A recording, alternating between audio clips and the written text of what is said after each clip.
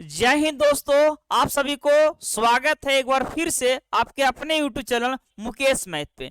तो मैं आज बात करने वाला हूं नंबर सिस्टम का एक छोटा सा टॉपिक के बारे में जो एग्जाम में अक्सर पूछे जाते हैं। मैं इस वीडियो में बताने वाला हूं इस तरह के सवाल को कैसे लॉन्ग बनाया सकता है, कैसे शॉर्ट बनाया सकता है, दोनों तरीका से मैं समझाने वाला हूं। तो इस वीडियो में शुरू से अंत तक बने रहेंगे और आप अपना कीमती समय 10 से 12 मिनट देंगे। और आइए हम सवाल को देखते हैं। अगर इसको शॉर्ट तरीका देखा जाए तो कहा गया है स्मॉलेस्ट नंबर कौन होगा, सबसे छोटा। तो इस सवाल को देखते के साथ आंसर मार सकते हैं डी। यहां इनमें से बड़ी संख्या कौन है, तो देखते के साथ ऑप्शन नंबर ए लगा सकते हैं। यहां बोला कि सबसे छोटी कौन है, तो यहां भी देखते के साथ ऑप्शन डी लगा सकते हैं। यहां बोला कि सबसे स्मॉलेस्ट नंबर यानी कि सबसे छोटी कौन है, तो यहां भी देखते के साथ ऑप्शन ए लगा सकते हैं। यानी इतना फास्ट में और इतना जल्दी कैसे बनाया सकता है, ऐसा नहीं कि हम सवाल को रटे हुए हैं। आप खुद इस वीडियो में चलेंगे आगे तो आपको पता चलेगा कि कैसे हम लोग कर सकते हैं। तो आइए यहां पर हम डिटेल आपको समझाने का प्रयास कर रहे हैं विथ कंसेप्ट। तो आप ध्यान दीजिए गौर से। जैसे अगर हम आपसे बोलें कि ये एक नंबर 5 लिखा हुआ है और ये एक नंबर आपका 3 लिखा हुआ है, तो आप कह सकते हैं कि ये पहला नंबर जो है ये दूसरा नंबर से क्या है, बड़ा है। और एक बात और जान लीजिए कि हम लोग सीखे squaring both side, adding both side. अगर कोई भी इक्वेशन में अगर दोनों तरफ समान जोड़ा जाए या समान घटाया जाए, तो यहां पर हम कह सकते हैं कि अगर दोनों तरफ स्क्वायर कर दिया जाए, ये इसको भी स्क्वायर करेंगे और इसको भी स्क्वायर करेंगे, तो अगर ये 5 3 से बड़ा था तो स्क्वायर करने के बाद जो नया वैल्यू आएगा वो भी ये पहला नंबर दूसरा से बड़ा ही कहलाएगा। इस बात को आप समझिए। तो यहां पर हम देखने वाले हैं कि सबसे पहला पैटर्न, यहां पर हम 3 पैटर्न का सवाल लिए हैं। जैसे रूट में दोनों नंबर दिया हुआ, एक रूट 8 है और एक 5 है, और यहां पर एक नंबर दिया हुआ रूट 10 और प्लस कितना रूट 3 है। तो ये सबसे पहला पैटर्न है।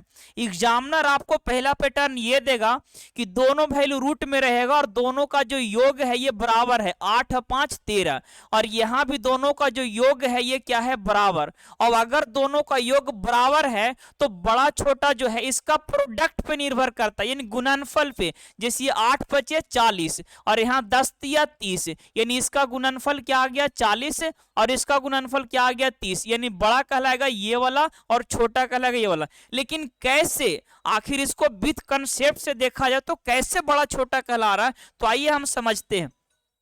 देखो, मान लेते हैं थोड़ा देर के लिए जो पहला नंबर आपका देख रहे हैं, ये पहला नंबर इससे थोड़ा देर के मान लो बड़ा है।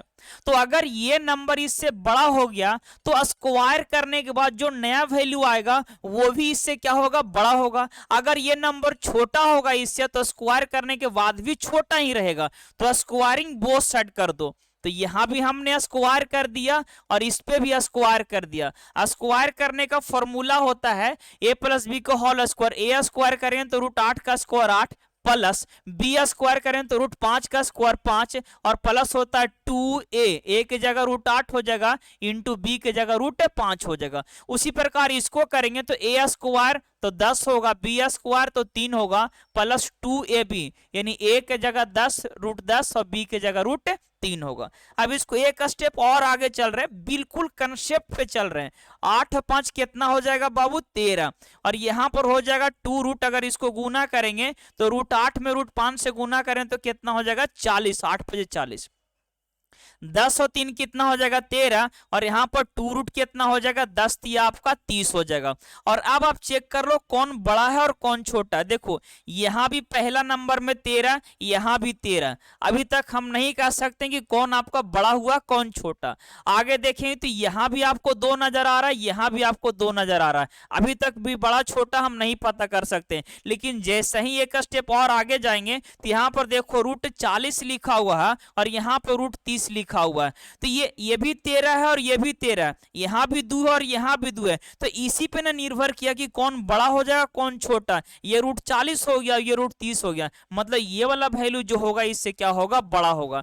तो आप क्या समझते हैं कि अगर कोई भी दो डाटा रूट में दिया हुआ है, अगर उसका योग बराबर हो जाए 8 5 13 और यहाँ भी 10 3 13, तो योग बराबर रहेगा तो बड़ा और छोटा उसका प्रोडक्ट पे निर्भर करेगा। गुणनफल जिसका बड़ा होगा, गुणनफल जिसका बड़ा होगा वो बड़ा कहलाएगा, गुणनफल जिसका छोटा होगा वो छोटा कहलाएगा। तो ये रहा आपका पहला कंसेप्ट और पहला पैटर्न का सवाल। हमने यहाँ पर 3 पैटर्न का लिया है कि अगर योग बराबर रहेगा तब क्या होगा, अंतर बराबर रहेगा तब क्या होगा, गुणनफल बराबर रहेगा तब क्या होगा। तीनों को हम इस वीडियो में देखने वाले बहुत ही बेहतरीन ढंग से। तो अब तो समझ गए कि अगर योग बराबर रहेगा तो उसका प्रोडक्ट पर निर्भर करे कि बड़ा और छोटा कौन होगा। तो सीधा आप सवाल पे आइए और समझिए यहाँ पर कि क्या है।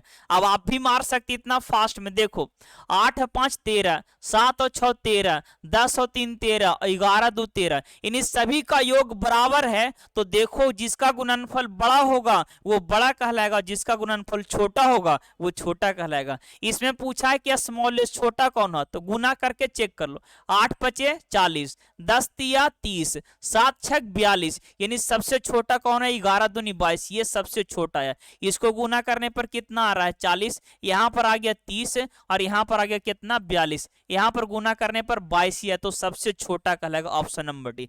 यहाँ भी आप चेक कर लो जल्दी से फटाक से कौन होगा आंसर।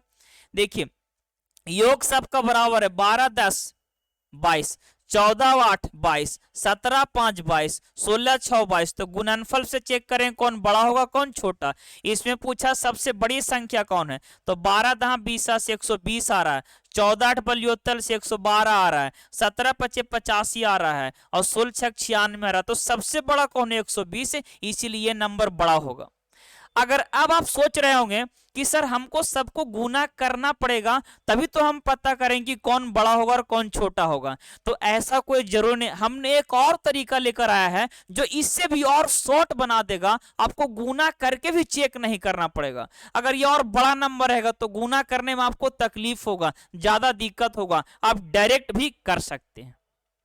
वो कैसे, तो आओ यहां पर दूसरा तरीका देख लो। दूसरा तरीका में ये हम चेक करेंगे कि अगर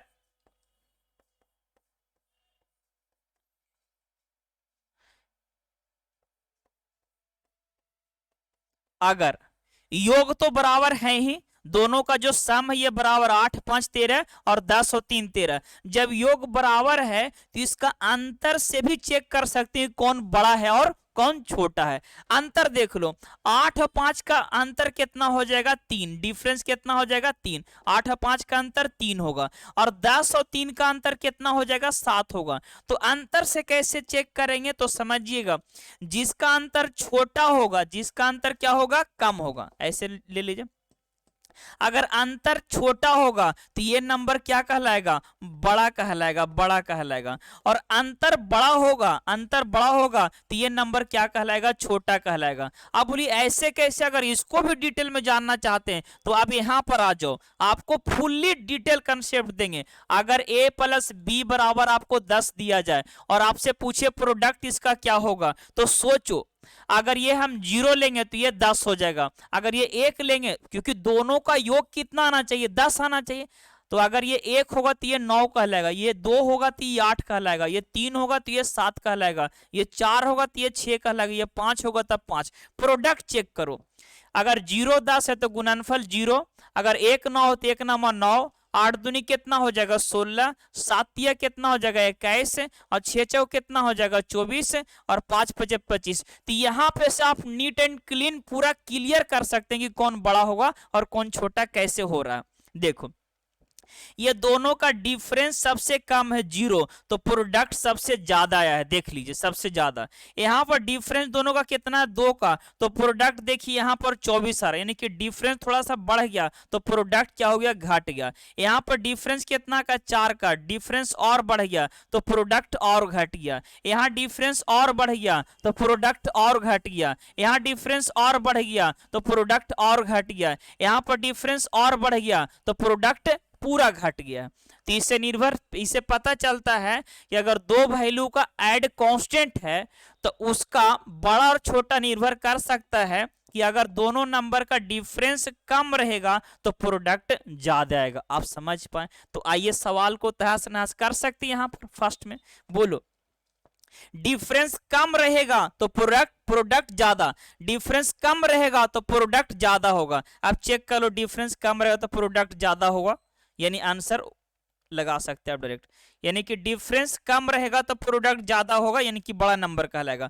यानी जिसका डिफरेंस सबसे छोटा होगा वही सबसे बड़ा कहलाएगा। इसका डिफरेंस 2 का, यहाँ पर डिफरेंस कितना हो जाएगा 14 8 6 का, यहाँ पर डिफरेंस कितना होगा 12 का, यहाँ पर डिफरेंस कितना का हो जाएगा 10 का। तो सबसे कम डिफरेंस जो रहेगा वही सबसे बड़ा कहलाएगा, क्योंकि डिफरेंस कम है तो प्रोडक्ट ज्यादा होगा, और प्रोडक्ट ज्यादा होगा तो वो बड़ा कहलाएगा। तो इसका डिफरेंस कम है, ये सबसे बड़ा नंबर कहलाएगा। कोई दिक्कत? यानी पहले पैटर्न का पूरा डिटेल में आपको कंसेप्ट क्लियर हो गया कैसे बना सकते हैं। अब आइए दूसरे पैटर्न पे समझने की कोशिश करते हैं। यहाँ पे दूसरा पैटर्न में जो आपको सवाल रहेगा वो इस प्रकार से रहेगा कि यहाँ पर 13 माइनस कितना रहेगा √11, यहाँ पर 13 माइनस √11।